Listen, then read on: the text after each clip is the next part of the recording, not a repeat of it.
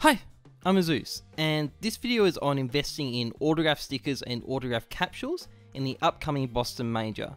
It's essentially a follow-up to my previous video on team stickers, which I'll link in the description. Otherwise though, let's get started. So, had this been a couple of majors ago, it would have been a very easy video to make.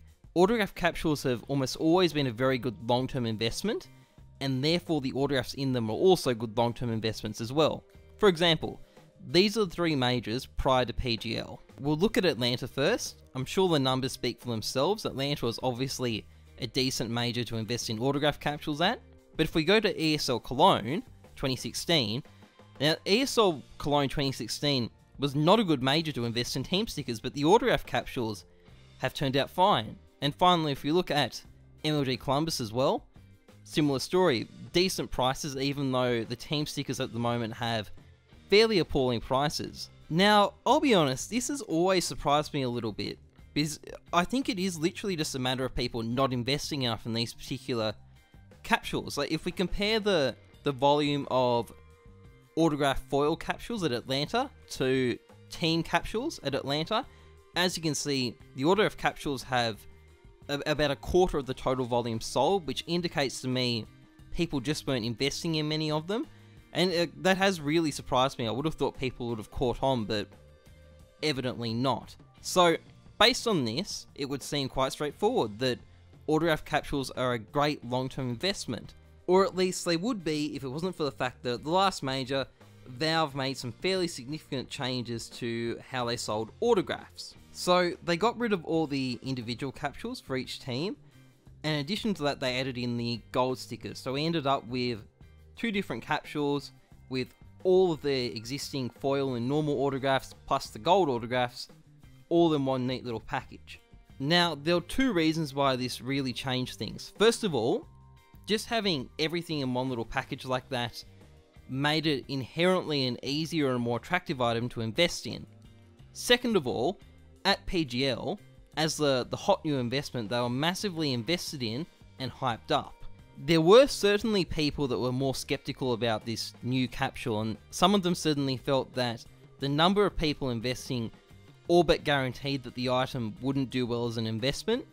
As it turned out, both groups were sort of right and wrong at the same time, because there was a massive, vastly profitable hype spike initially, but once that died off, it turned out they were actually overinvested in, and the price has gone downhill ever since because there's a surplus on the market. Now, this is quite understandable, but that sort of price pattern isn't particularly replicable, and at the same time, it's basically rendered all the majors before it kind of useless as a guide to how this particular major might go as far as autographs are concerned. So I'm kind of left with a blank slate, which is going to be a bit annoying to work with. So we'll start on the capsules themselves before we move on to the individual stickers. First question, are they nice stickers? And to that I sort of say, well, they're okay stickers, but not special either. The problem is, we don't really have any historical pattern of the physical appearance of the autographs dictating how much they end up selling for. So we sort of can't really draw that much of a conclusion from this. But the thing that has been a big issue in the past is the supply of capsules. And this brings me to a much more pertinent question. How many of these capsules are people going to be buying? Well, as I discussed in my previous video on team stickers, there seems to be a pattern of less investment in majors if the previous major stickers bombed. Now, PGL did indeed bomb, but here's the thing, the autograph capsules didn't. They did really well, at least for the first week or so. Now that sort of raises questions, how long are the memories of investors and what do they remember? And moreover, what does the impact of the decline that Counter-Strike has suffered since PGL took place have on this whole affair? I could postulate an answer to these questions, but I would be guessing. And I don't really like guessing. As I say, trust the numbers, not your gut. And the good news is, I actually do have some numbers to call off, because the thing is, we can actually go back and look at what the number of PGL Krakow autograph capsules on the market was when that sticker sale ended. So if we get up the figures, there was about 130,000 Challengers capsules listed at the end of the sale, and 80,000 Legend capsules listed. The sale ran from the 22nd to the 25th of July, if I'm recalling correctly. That's certainly when the volume peaked on the market and declined from then on. Now, because there's 3 capsules this time, the same supply and demand should be spread between these 3 capsules. So, doing the maths, there'll be an average of 70,000 of each capsule listed. And my recommendation would be, wait until the sale ends, like wait until just after the sale ends, and look at the number of these capsules on the market, and only invest if the average number of each capsule listed is less, and preferably much less, than 70,000. Now, this does mean that you'll be buying capsules off the market and not through Steam. That may sound off-putting to people, and it is possible you might end up paying a few cents more, but on the other hand, you won't be increasing the total supply of these capsules on the market, and you get far more certainty as a result. So I'd highly recommend going about it that way, and if the number is too high, don't take the risk of investing. Also, if you're wondering whether certain capsules may be better than others, if we look at PGL, there was 50,000 less Legends capsules on the market than there were Challengers capsules, and the Legends capsules ultimately did slightly better. They peaked at about a 10% higher price, so if you're going to focus on a particular type of capsule, go for the one with the lower supply. However, I don't think it's a huge deal. Personally, I'd recommend equally splitting your funds between all 3. Now, this brings me to the autographs themselves, not the capsules but the stickers in them. Basically, PGL Krakow stickers followed a price trend something like this. So they crashed during the sticker sale, shot up spectacularly the following day, and following this, some have remained stable, some have gone up a bit, some have gone down a bit, most have remained profitable. However, in general, I think the ordinary stickers have performed the best. Foils and golds have been a lot more erratic. A lot of the foils have been quite good in the medium term, but dropped off now. Golds have been even more volatile.